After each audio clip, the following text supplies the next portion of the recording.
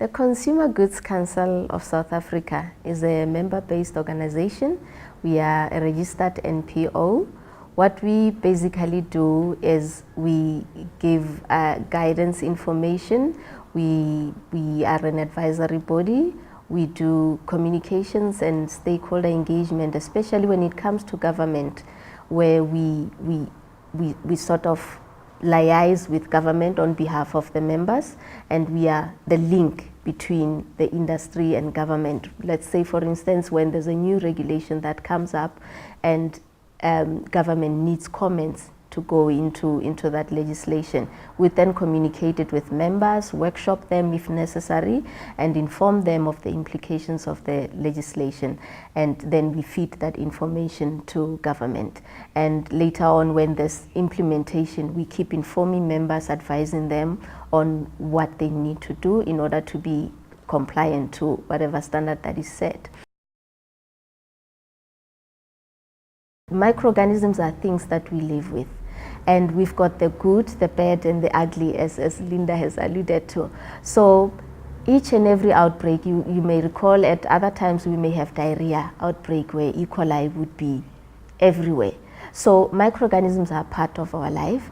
However, with systems that are in place, we just need to ensure that whatever that we do, for instance, when you prepare your food products, a product that you prepared before may be contaminated, and if you don't wash your hands or clean the utensils that you have used or change the utensils, and you're going to cook that other one, and then your risks are minimal.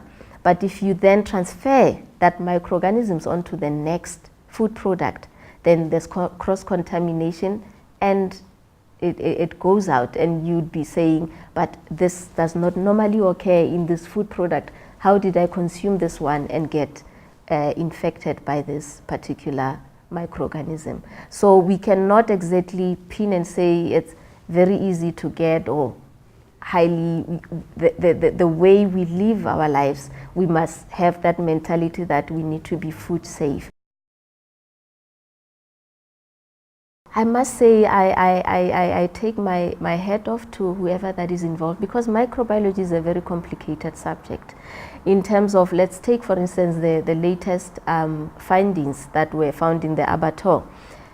They had found whatever strain that was found in the abattoir, it did not match with the food products that were collected as the possible contaminant. Now you need to understand that as Listeria as it is, it's got many strains. As we may say, the microorganisms mutate and find new ways to then survive, because as humans figure out how to deal with these microorganisms, they also find ways to keep coming with a vengeance.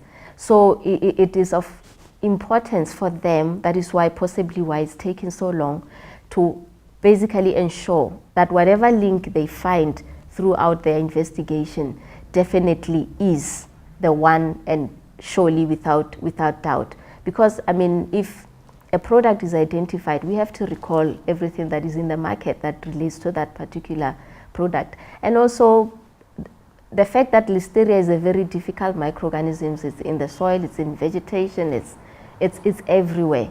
So that, I guess, that's what is making it even more difficult for them to find the source from the Department of Health. But we do support them holistically in trying to make sure that if we pick up some positive results or whichever, we just feed that information to help them try and contain the situation.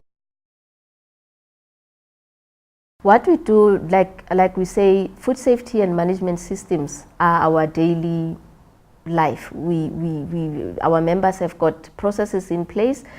They have certification. They comply with the regulations as set out by the Department of Health in terms of basic hygiene. So basically that is their daily life. In addition to that, I'm sure wherever they are, they have even more stringent measures that they've put in place because of the situation that we find ourselves in. And there's testing for raw materials that come in, there's online testing through the process, and whatever product that goes out of a manufacturer, it gets tested before it can go into distribution, so that we put a quality assurance stamp to say this is food that is safe to consume, and we can give it to the consumer.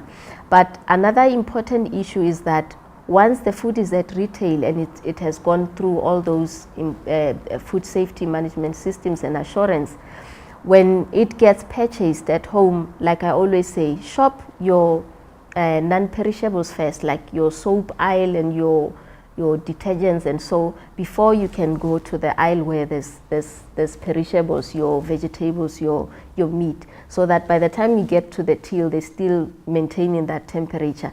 And when you immediately get home, put them in a refrigerator or in the freezer, so that you maintain that cold chain, because once microorganisms find a comfortable place to grow, they can multiply.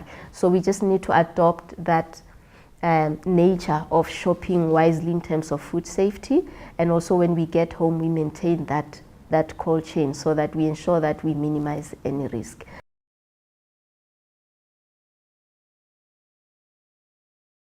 We cannot emphasize that more. We are in this together with the consumers. Consumers are our first priority in terms of safety. I mean, for any manufacturer or retailer to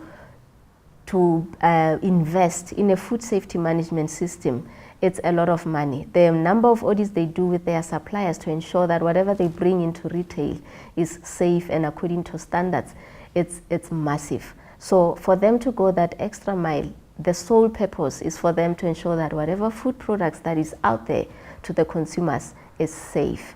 And we can assure people that the food that is sold has gone through stringent measures and it is safe to consume.